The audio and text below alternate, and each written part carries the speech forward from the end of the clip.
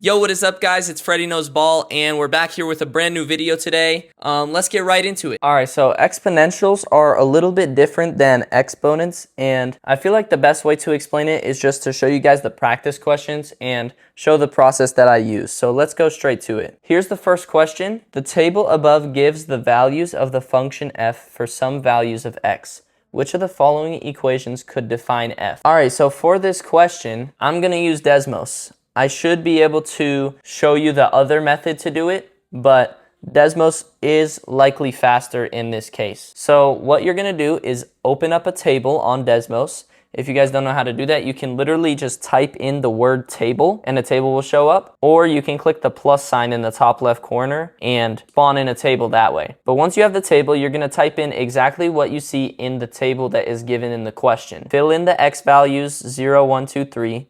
And fill in the y values, 5, 5 over 2, 5 over 4, 5 over 8. And then you're going to click this line with 4 dots on it. And when you hover over it, it should say add regression. You're going to click that, guys, because you have access to this on the SAT. Now, once you have the linear regression, you're going to click the down arrow, and this is an exponentials question. So you're going to go to exponential regression, and we see that it shows us y equals 5 times 0.5x. But you guys are going to see that that's actually not in any of our answer choices. There's no 0.5 anywhere. So what we're going to do is we are going to plug in the answer choices and see which one aligns with the graph that we made with the table. And so eventually, once you try D, you'll see that it lines up perfectly, and that's how you know D is your correct answer, guys. Next, we have this hard question about exponentials, and College Board ranks this as hard, but honestly with Desmos, I don't think it's hard at all. The functions f and g are defined by the given equations where x is greater than or equal to 0.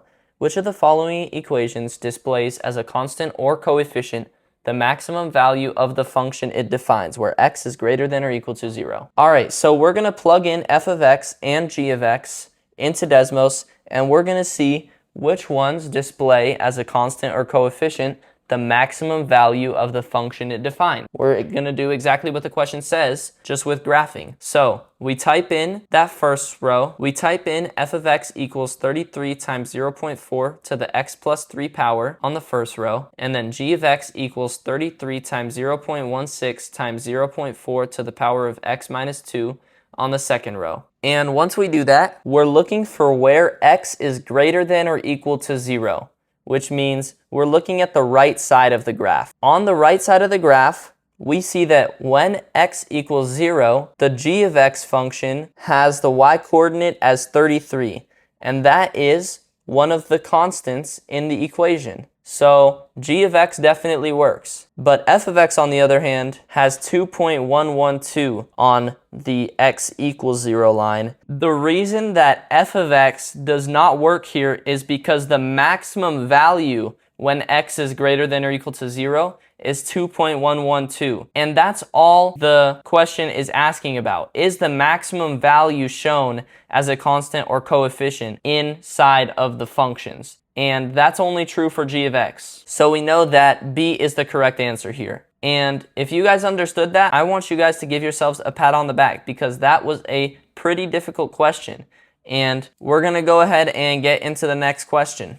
So this is another word problem. Seems like we have one of these every video. The function f of t equals 60,000 times 2 to the power of t over 410 gives the number of bacteria in a population t minutes after an initial observation. How much time in minutes does it take for the number of bacteria in the population to double? So on a separate line, let's type out 60,000 times 2 to the power of 0 over 410. And we get 60,000 as our answer. So now we just have to find out when that number turns into 120,000.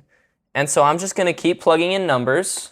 And you can kind of use process of elimination when you see the number isn't moving that drastically.